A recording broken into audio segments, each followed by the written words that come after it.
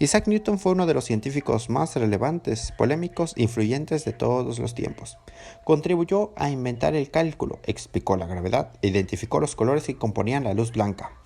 Sus tres leyes del movimiento explican por qué una pelota de golf sigue una trayectoria curva, por qué nos vemos empujados hacia el lado externo de un coche que gira y por qué notamos la fuerza a través de un bate de béisbol al golpear la pelota. Aunque en la época de Newton las motos aún no estaban por inventarse, sus tres leyes del movimiento explican cómo sube un piloto acrobático por la vertical pared de la muerte y corre con ciclistas olímpicos por las pistas inclinadas. Newton, que vivió en el siglo XVII, se consideraba uno de los intelectos más destacados de la ciencia. Su carácter altamente inquisitivo lo llevó a comprender algunos de los aspectos en apariencia más simples y sin embargo profundos de nuestro mundo, tales como la razón por la que se curva una pelota lanzada al espacio, por qué unas cosas caen hacia abajo y no hacia arriba, y cómo se mueven los planetas alrededor del Sol. Pues cuando no era más que un estudiante corriente en Cambridge en la década de 1660, Newton se inclinó a la lectura de las grandes obras de matemáticas. A través de ellas se alejó del derecho civil para aproximarse a las leyes de la física. Más tarde, encerrado en su casa durante un periodo sabático, cuando la peste hizo que se cerrara su universidad, Newton dio los primeros pasos para desarrollar sus tres leyes del movimiento, en la cual la primera ley dice que los cuerpos se mueven en línea recta a velocidad constante o permanecen en reposo a menos que intervenga una fuerza para cambiar su velocidad y dirección. La segunda ley dice que las fuerzas producen aceleraciones que son proporcionalmente a la masa de un cuerpo. Y la tercera ley es que toda acción de una fuerza produce una reacción total y opuesta. Claro que estas son una forma de decirlo depuradas las leyes, muy simples, pero servirán para explicar este punto. Y es que las fuerzas tomando prestado el principio de la inercia de Galileo, Newton formuló su primera ley. Esta afirma que los cuerpos no se mueven ni cambian de velocidad a menos que intervenga alguna fuerza. Los cuerpos inmóviles continuarán en su estado a menos que se les aplique una fuerza. Los cuerpos que se mueven a velocidad constante continuarán haciéndolo a esa velocidad a menos de que actúe sobre ellos alguna fuerza. Una fuerza, por ejemplo, un empujón, proporciona una aceleración que altera la velocidad del objeto. La aceleración es un cambio en la velocidad durante un cierto tiempo. Esto resulta difícil de apreciar por medio de nuestra propia experiencia. Si lanzamos un disco, este se deslizará sobre el aire para finalmente disminuir su velocidad debido a la fricción con el aire. La fricción produce una fuerza que decelera el disco. Pero la primera ley de Newton solo se observa en el caso especial de que no se produzca ninguna fricción. Lo más cerca que podemos encontrarnos de este caso es en el espacio, pero incluso allí actúan fuerzas como la gravedad. Esta primera ley nos ofrece un criterio básico a partir del cual podemos entender las fuerzas y el movimiento.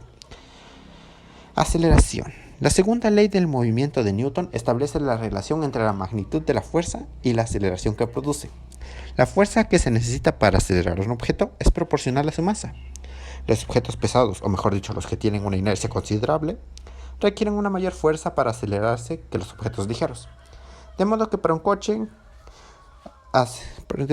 que un coche llegue de 0 a 100 km por hora en un minuto haría falta una fuerza igual a la masa del coche por el incremento de la velocidad para unir el tiempo.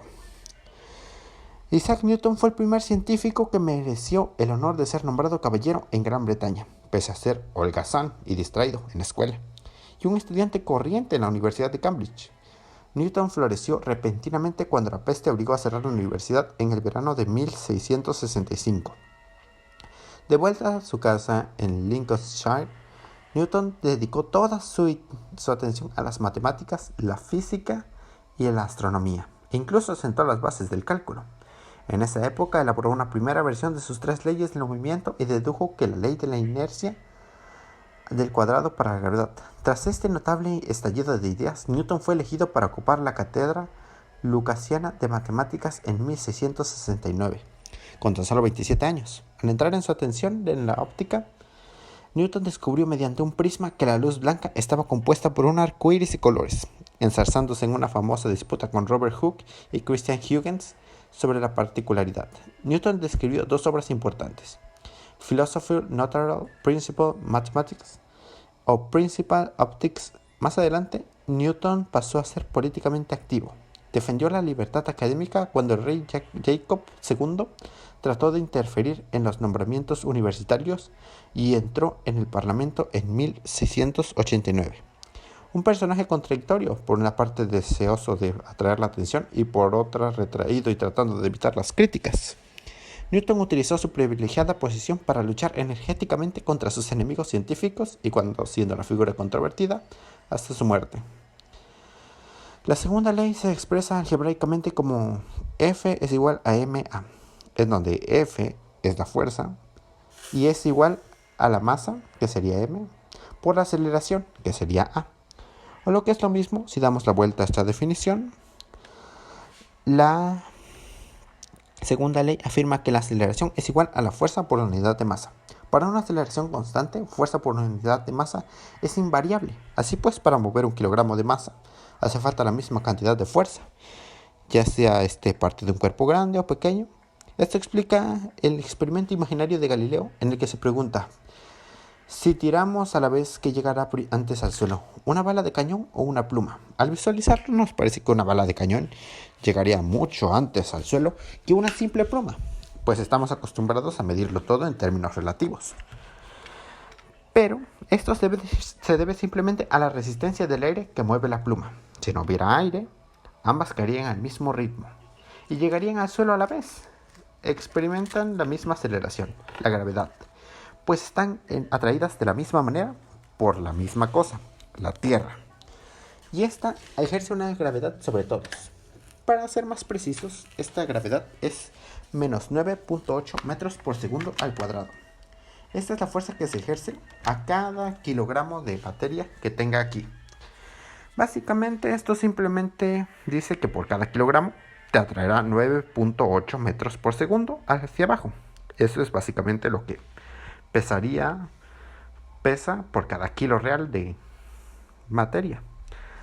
En fin,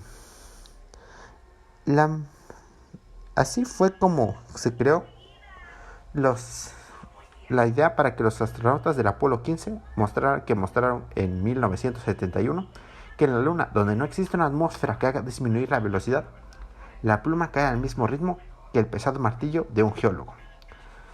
La acción es igual a la reacción.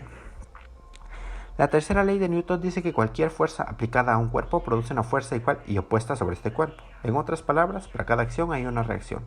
La fuerza opuesta se percibe como un retroceso. Si una patinadora empuja a otra, esta también patinará hacia atrás cuando las colisiones de un cuerpo de su compañero. Un tirador percibe el retroceso de un rifle cuando su hombro retrocede al disparar. La fuerza de retroceso es de magnitud igual a la que transmitía originalmente el empujón o la bala. En las películas de crímenes, la víctima de un disparo muchas veces sale despedida hacia atrás a causa de una fuerza del balazo. Esto es un tanto engañoso. Si la fuerza realmente fuera tan grande, el tirador también sería lanzado hacia atrás.